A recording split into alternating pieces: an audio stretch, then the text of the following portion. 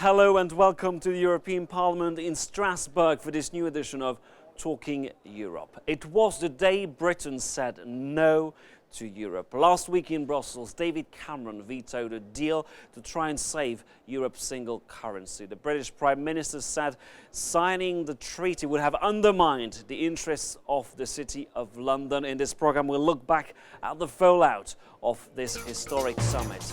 And also don't miss the second part of Talking Europe. We'll bring you an interview with Jerzy Buzek, the outgoing president of the European Parliament. We'll look back at the Polish presidency of the EU. We'll talk a lot about last week's EU summit. But as always, we'll start our programme here on our set at the European Parliament in Strasbourg.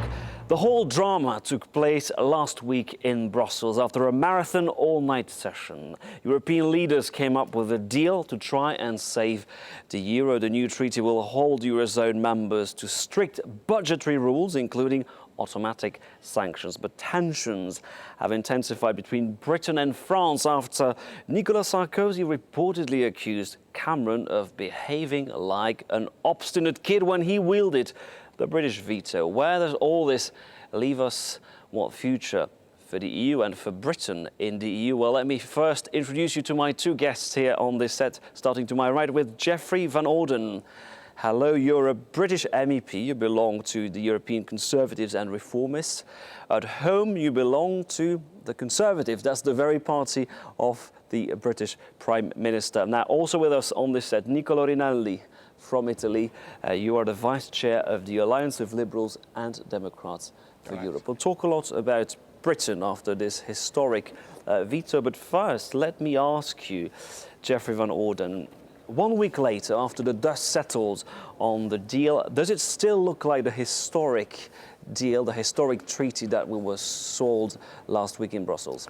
No, I think as the dust settles and people actually look at what was decided and what wasn't, they will realize that the fundamental problems of the Eurozone have not been properly addressed and that there are political cracks that were created, which I'm sure many people will seek to overcome.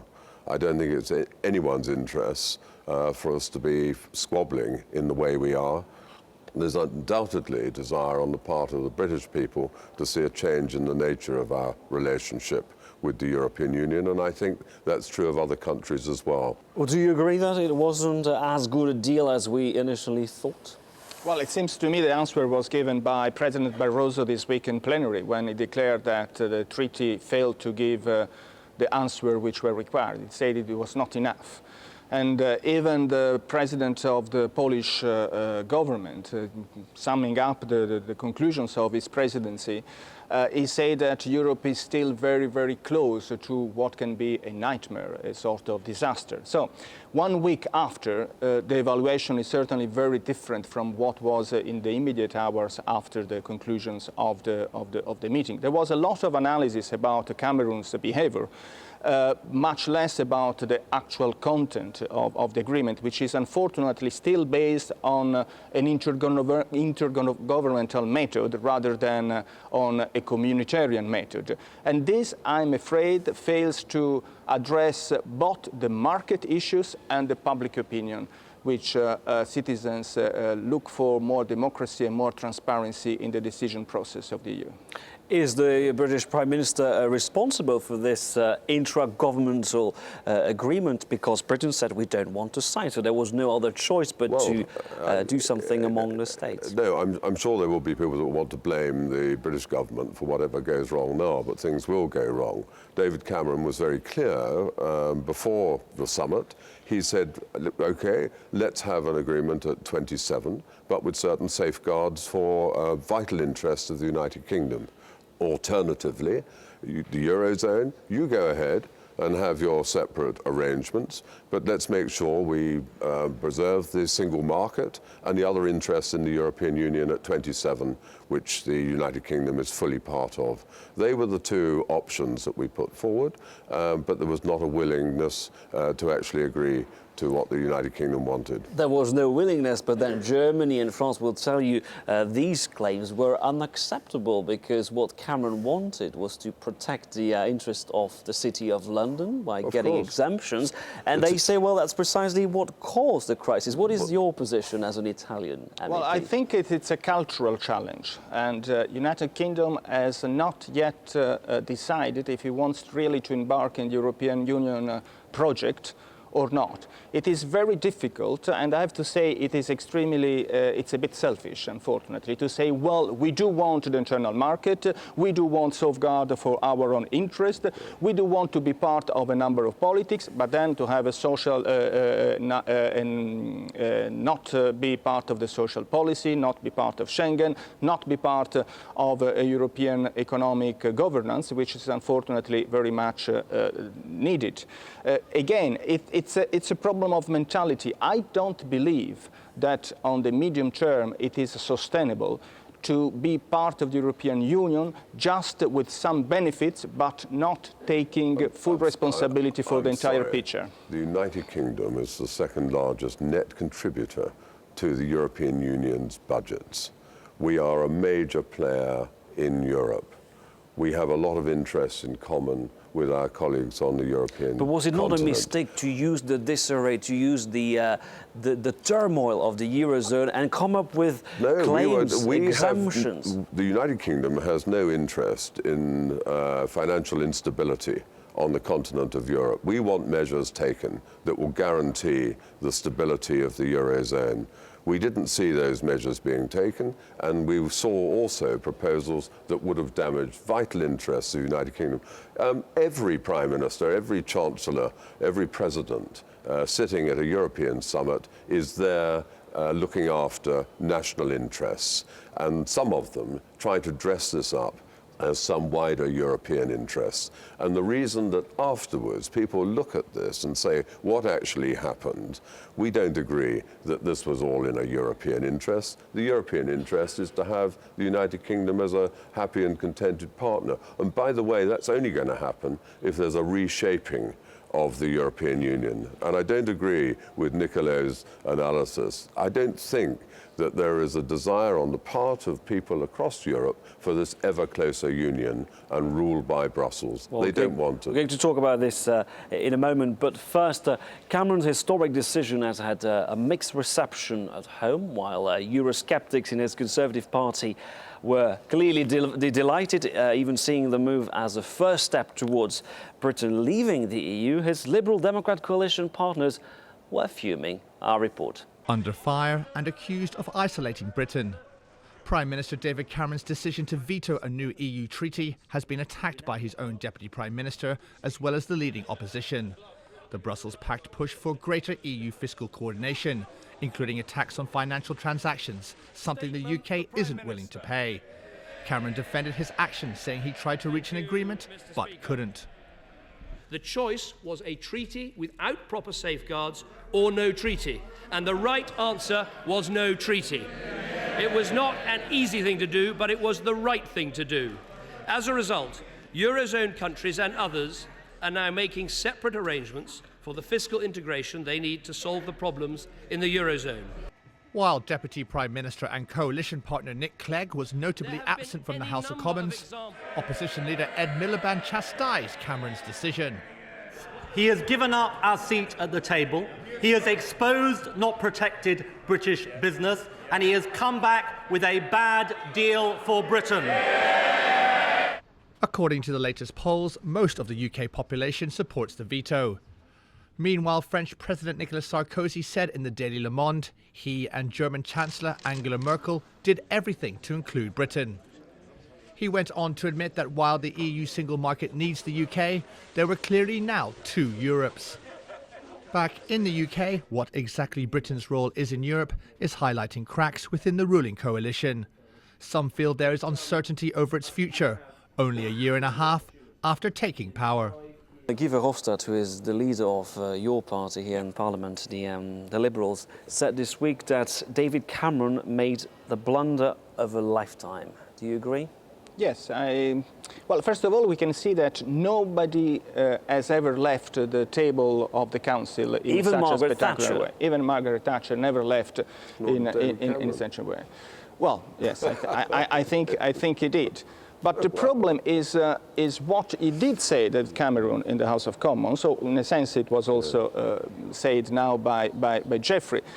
This illusion, in my opinion, that leaders of our member states have, that they can survive and they can look after the national interest as if it is now today something completely separate from the European vision and European collective interest.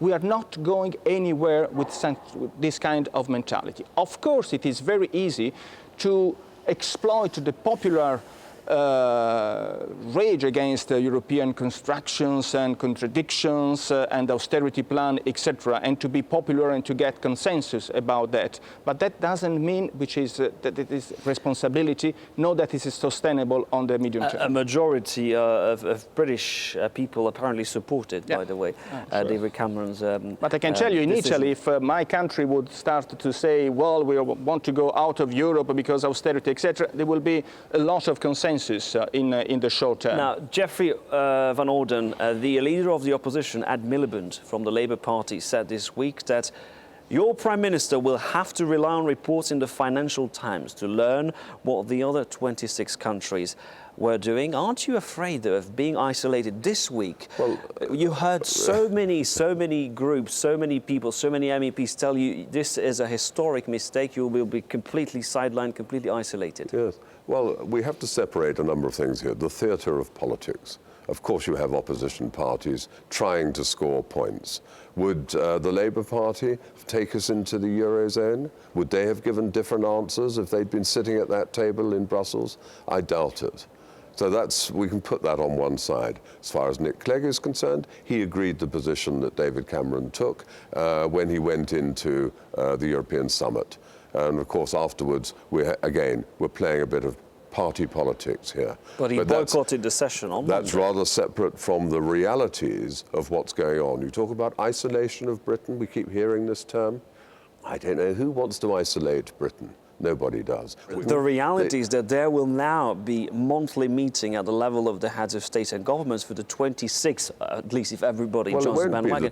You won't be there. No. We've already had a sort of organisation within an organisation, in that the Eurozone countries have already been organising their summits. But here would be the Eurozone plus possibly I doubt it. All other countries but Britain. I think you will find that in Sweden, in Denmark and in a number of those countries, they just reserve their position. The fact is, the Eurozone won't get sorted out until some of the weaker members, we've all forgotten about the Greek crisis, until we sort out the problems of countries like Greece.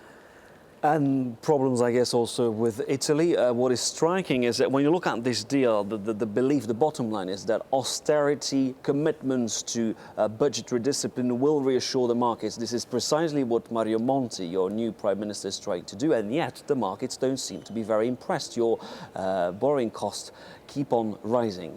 Of course. I mean, Europe is failing to reassure the markets on one side, and Europe is failing to reassure the public opinion, the citizens on the other side.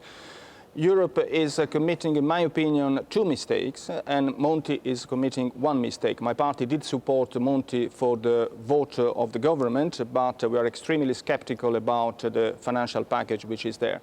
The mistake is that we are still at European level on the intergovernmental method, and I don't think that is going really to lead Europe anywhere. And the mistake both at European and the national level is that we put all the emphasis on austerity. Budget control must be there. It is essential. It is part of the liberal democrat culture, but we need to invest on growth. And without growth, we will never get out of recession, unfortunately. There is nothing about growth measures in the agreement of last week, and this is, unfortunately, a major obstacle for the process. Yeah. I absolutely agree with Niccolò on that point. And of course, so much that the European Union does actually inhibits growth and competitiveness. And a lot of the regulation that comes out of the place where we are now inhibits growth and competitiveness. So actually the EU operates against itself. The idea of giving more power to the European Commission, which has shown itself so incapable of stimulating growth and competitiveness in European economies, Now, I find abysmal. Markets want to see growth, but markets also want to see that Europe has a firewall to protect the ailing economies. One of the ideas that was floated at the summit is to increase the contributions of European states to the IMF, so that in return the IMF could help Europe. Your country, Britain, says it doesn't want to give money to the IMF for Europe. That is very unpopular here in Brussels and in Strasbourg. Well, we certainly don't want to see IMF money going to Europe when there are plenty of funds already available among the Eurozone countries. But the United Kingdom has agreed at the G20 summit in Cannes to give 40 billion more to the IMF, and 30 billion has been given. That's been agreed in the House of Commons. The Prime Minister, if he wanted to increase the amount that Britain was going to give, he'd have to go back to the House of Commons and get agreement, and I rather doubt that he would at the moment. Now, do you believe there's this commitment to a proposed 200 billion euros bailout fund administered by the IMF? Do you believe that we will manage to gather 200 billion? As far as we know, Germany would be ready to put 45 billion, but that leaves a lot of money, of course. What about Italy? Well, I think the first thing we should do is not to rely on the International Monetary Fund. We should be able, as Europeans, to establish a European Monetary Fund and to be self-sufficient with that regard. It is also the position that Guy Verhofstadt has explained a few times here in the European Parliament. We can find resources. Resources are there. There is a proposal to have a financial transaction tax, so to try to have also our own resources at the European level. I think this is the kind of answer that markets require. Nicola Rinaldi and Geoffrey Van Orden, that's all we've got time for, I'm afraid. But thank you very much for taking part in the first part of Talking Europe. Now, please stay with us. We'll return after the news break. We'll bring you a close-up interview with the President of the European Parliament, Jerzy Buzek, a Polish national. He will tell us more about the results of the Polish presidency of the EU. We'll also look back at the historic summit which took place in Brussels last week.